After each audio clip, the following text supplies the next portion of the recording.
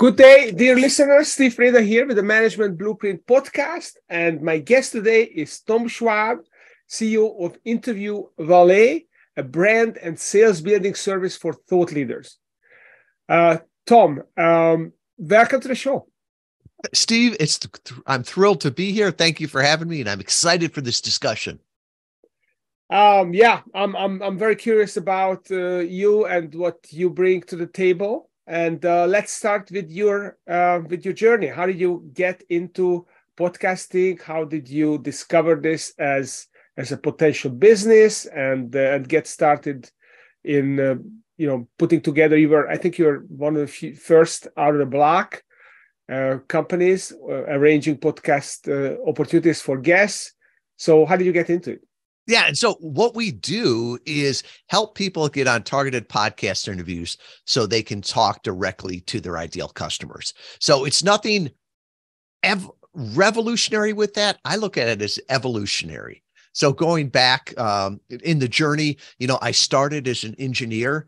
I'm a mechanical engineer by degree, graduated from the U.S. Naval Academy. My first job out of college was running nuclear power plants. So I look at things as systems and processes, and that helped me in the Navy. Then I got out in the corporate world, sales, marketing, ran a distributorship in the medical device industry. My last company before this was HubSpot's first e-commerce case study. And we used inbound marketing to grow from a regional player to a national leader. And so inbound marketing at that time was guest blogging, right? Tapping into established audiences, get that know, like, and trust. And by about 2014, when we sold that company, I realized that blogs weren't working anymore. And I had this crazy idea. I thought, wow, I wonder if you could guest blog on podcasts, right? Podcasts were starting to take off. And I'm like, that is such a richer conversation. And would that work even better? So we started to test it. I was amazed by it, Steve. We started to see conversion rates 25 times better than blogs. But early on, I'd give my elevator pitch and people would go, what's a podcast, right? We started about 2015 and we were early, almost too early, but I enjoyed it because it gave us the chance to build a framework, to build a blueprint and a system that worked, so that by the time 2019 took off and podcasts got more noticeable, we had the system that worked with that. Then COVID really helped us. We're a remote team. Not everybody wants to live in Kalamazoo, Michigan with me. So we've got a team now of 30 people in Europe and North America, and we serve about 150 thought leaders at any one time, leading brands, high-level coaches, consultants, nonfiction authors. Because really, I believe today the biggest problem we have is obscurity, right? There's a lot of people you could help. They just don't know you exist. Yeah, definitely. Noise is a big challenge for thought leaders to get their voice heard, because there's so many competing voices as well.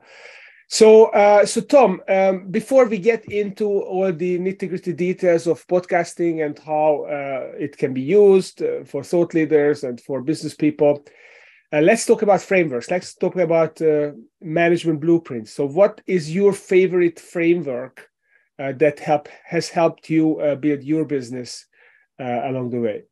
I think the biggest thing I have to look at is, what kind of communication do I need, right? Do I need a rich level of communication or a low level? Is this a relationship or a transaction? And I intentionally pause and think about that as I'm trying to decide how I'm going to communicate with someone, right? So the higher the value, the higher the impact on my life or their life, the more important it is to our lives, the richer that conversation can be.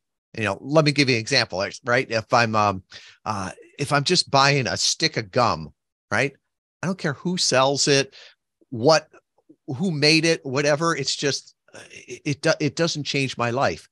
But if I'm looking for a coach, a consultant, someone that's going to have a major, major impact in my life, I'm not just going to pick the first one I see, right? It's going to take a conversation, relationships, all that. And I think you can see that not only in your personal life, but in your business life, right? The person that changes your car at the side of the road when you got a flat, you really don't care, right? As long as they come and do the job, it's a transaction.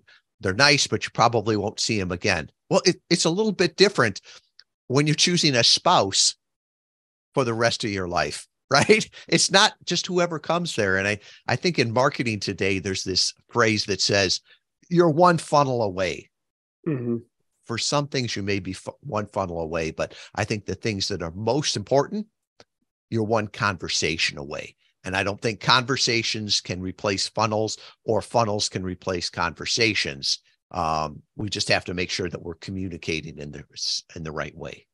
Uh-huh. Okay. So how do we know whom to have conversations with? So if I'm a podcast guest, how do I know which type of podcast I should go on, and who are the people, who are the hot podcast hosts that I should have the conversations with, and who are the ones that maybe I should not get on the show with because it's not going to help me, or it's not going to help them, or it's not going to be really enriching the conversation between us. Is there a way, is there a gauge that you guys use for that? Yes. So the first part is, does it need a conversation, right? If it's very, very low value, high volume, low touch, it may not need a conversation, right? I think of one, there was an AI tool that I saw the other day, and I think it was like $9, right? You have to load in a bunch of pictures, and then AI would give you back a bunch more headshots, right? Mm-hmm. It was a novelty thing. Half the headshots were hilarious.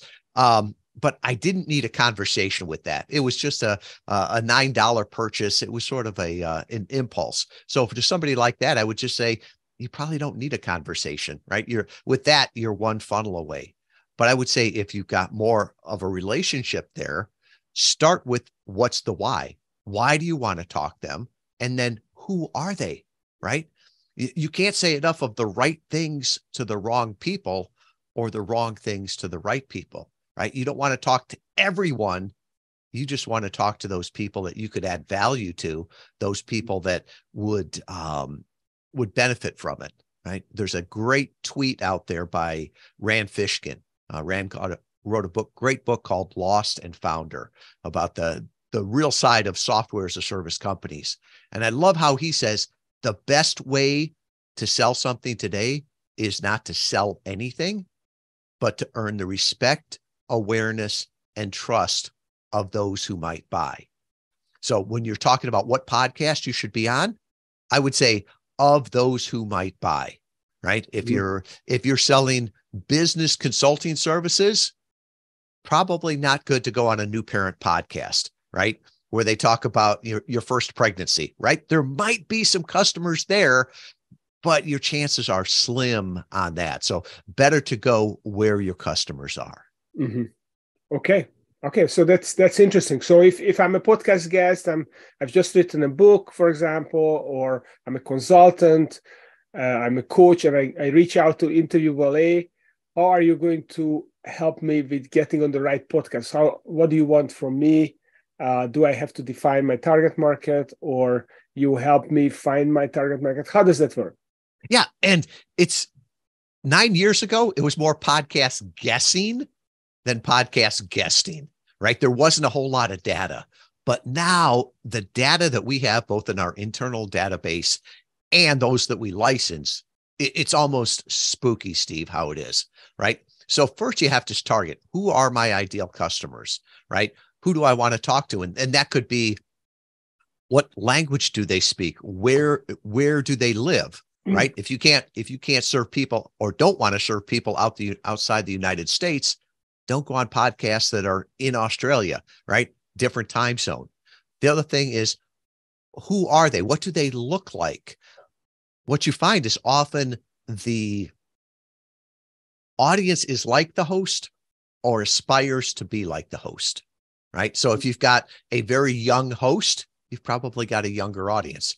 If you've got somebody that I would say is more like us, more mature, I'm not going to say old, they probably got a more mature audience. Same way, if you've got one that's more blue collar, they're going to listen to more blue collar podcasts and white collar with that. So that's sort of the overarching, if you want to call it qualitative, but then the quantitative, there's amazing things that you can do now with the data of going in and saying what podcasts are like other ones. And there's some free tools online.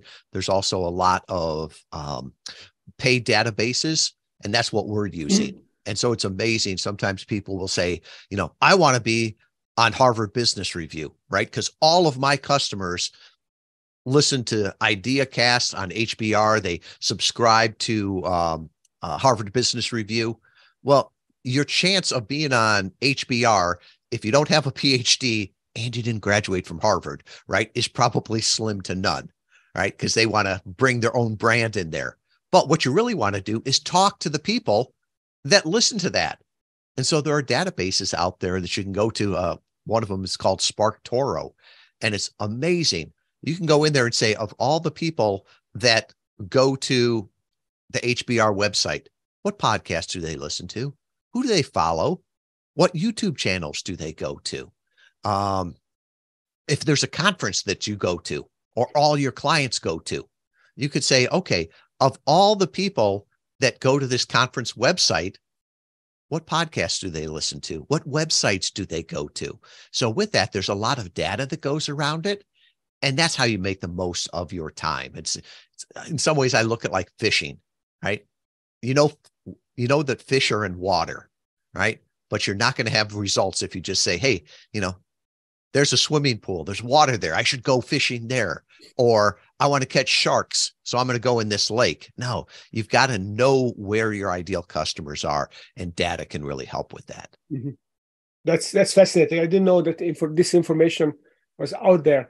So if let's say if I know that my audience is maybe business owners running small to medium-sized companies, then there is a database that will tell me what are the type of podcasts they listen to, which are similar to my show, and then I can target those people?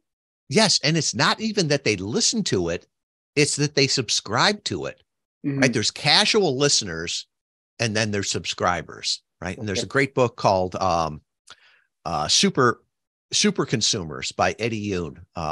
And what he teaches there is that you don't want to market to your average consumer, right? You want to market to your super fan, right? Because they're the ones that know other super fans and they buy more of the product. They're the advocates on there. So when you're looking there, it's not just casual people that may listen to the podcast. You want to look and say, who subscribes to it? Who listens to every episode of Management Blueprint when it drops, right? And those are the people you really want to target. So how can I find, what kind of tool is that? Can you tell a little bit, tell us a little bit about these kind of tools and specifically what people should go and check out if they are interested? Yeah.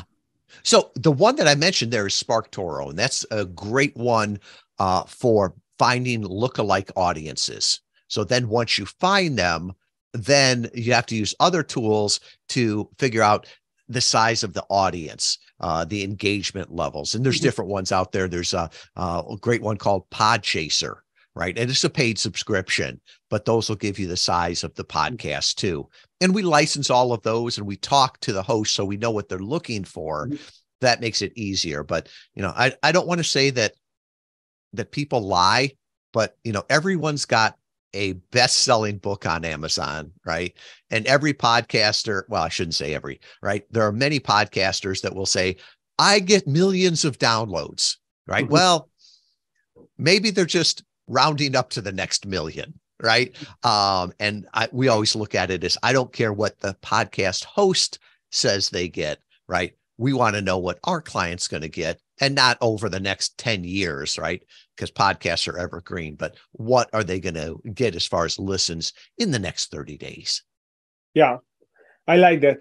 There is an application that I'm using called Listen Notes, and it actually tells me if this is a top 10%, top 5%, top 1%, podcast, so it gives me a good idea whether it's a successful podcast or not. And if it doesn't show up on this monitor or not, not at least in the top 5 to 10%, I don't even go there because probably they don't get too many downloads, right? Oh, right. And Listen Notes is interesting. If you ever hit the little button that says what their ranking means, they're totally honest with it. But today there are over 4 million podcasts. Less than 400,000 have actually published in the last 30 days. So when Listen Notes says your top 10%, well, that's true, but 90% of the podcast has died. So they're comparing you to dead podcasts. So based on top 10% means that you exist. Correct. If they don't make top 10%, they must be really, really small. Okay. That's good to know. So, okay. So if I'm this business owner, or maybe I'm a thought leader, and I want to use a podcast as a business development tool, then what is my approach? So other than going to you guys, Interview Valet, and hiring you to find me podcast hosts, what else should I be thinking about using it as a business development tool? What are the ground rules for that game? Yeah, and everything we do, I share publicly, right? This is not a magic trick. It's just a system that we've used and execute very, very well. But what you should start thinking about first is why, right? Why are you on the podcast? What part of the business development is it for, right? Are you looking at top of funnel? What does your sales cycle look like? You want to make sure that you give them something to do after it. So think of how your normal sales call or your sales flow goes. If your business development is such where most people just come to the website and buy, well, maybe that could be the call to action that you use at the end. If the business sale is more like a discovery call, then at the end of the podcast, invite people to have a call with you, right? You want to make sure that there's another step for them to take, and it's not just a conversation. And every digital marketer, Steve, will tell you one call to action. I don't disagree with them, but we've tested this on podcasts over the last 9 years, and giving people 3 ways to say yes always converts best. So give them a small yes, a medium yes, and a heck yes, right? So if you're doing it for business development, maybe it's somebody that's not the decision maker, but they know the decision maker. So maybe you can tell them, I've got a free assessment back here, 10 questions. Will this work for you? Well, they get the assessment. Maybe they share that assessment with the decision maker. So that's a small yes. It doesn't take them a whole lot of time or money, right? It could be come back to the podcast. If you like Steve, you'll like more of Steve on the podcast, right? The medium yes is often something that takes them a little bit more time or a little bit more money, right? Often that is time, right? For somebody to read a book, it's an investment of time more than money. So maybe it's a book, maybe it's a face-to-camera video, maybe it's a case study that you're showing them. And then that heck yes is if you want to use it for business development and somebody hears you and you were the answer to prayer, right? They come with credit card in hand, wanting to talk to the wizard. Don't slow them down in a funnel, right? Let them talk to the wizard. So you could always say, come back here. We've got an assessment. We've got a free copy of the book. And, if you'd like to talk with me or any member of my team, just come back here and we've got all the information there. So that's what to do. What not to do is to put the burden on the listener to find you, or worse yet, I listen to sometimes some people and they're like, oh, you can find me here on Twitter and here on TikTok, and you can email me here and you can call me here. And I think they forget what this platform is about, right? The person you're talking to is driving, they're exercising, they're making dinner. If you give them multiple ways to find you, it's just going to confuse them and they'll never catch you. Yeah. If you're confused, you lose. Yes. So that's definitely less is more. But it's interesting that you suggest 3 ways. I thought that 3 was too much. I thought if there's one thing you ask them to do, they either do this or not. But if you give them more, then it's going to be hard for them to remember what to do. I think with that, Steve, is you send them to one place mm-hmm. and then give them 3 things to do. Mm. So here's an example, okay, right? Yeah. Okay, that makes a lot of sense. What about show notes? Do you find that people actually check show notes at all? Show notes are great for search engines, mm-hmm. right? Because discoverability in podcasts are still the Achilles heel, right? If somebody doesn't have show notes, it's hard for the search engines to find them and recommend the next podcast. And mm-hmm. you don't get the SEO value from it. So we pretty much tell our clients, if they don't have a website, if they don't have show notes, it's probably not worth your time going on there. There's a great platform out there called Blog Talk Radio, right? You jump on the phone, the host jumps on the phone, you have a conversation, they put it up there. It's super easy, but we've never seen a whole lot of results from it. It's almost like being on the radio. If you and I were talking on the radio at 2 a.m. in the morning, right, that signal is going to reach 10 million people. Well, what's the chances of those 10 million people are up listening to that station at that time? So unless they have show notes and a website, it's pretty hard to find it long term. Mm-hmm. That makes sense. Okay, that's perfect. So, what about video podcast? I still see some podcasters who only do audio. I see podcasters who do use different platforms. I think most of us use Zoom to record the video, but there are other platforms out there, and some people swear by them. What is your experience? What is the best platform to use? It's changing so much, and what the word podcast means. So pre-COVID, less than 1 in 5 podcasts included the video. Now it's over 3 in 4. Right? Because everybody's gotten comfortable with that. And there's some purists that will say, well, once you add video, it's no longer a podcast. I don't care what they call it, right? If you see this on YouTube, is it still a podcast? If you hear this on radio, a lot of XM and Sirius radio is podcasts, right? If you see this on social media, clipped, right, in a 2-minute part of our conversation, is it still a podcast?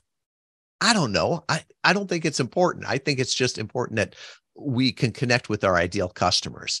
So the data says today that 80% of podcast interviews are done on Zoom, right? 3 out of 4 have video. And it's interesting. It's I think even the word podcast, Steve, is changing, right? I remember about 2018, Harvard University had their first conference on podcasting, and I was invited to speak there. It was a great honor, but they had a keynote speaker that talked about the similarities between radio and podcasting. And I can still remember when she said in 1920, they called radio wireless internet. And by 1930, it was radio.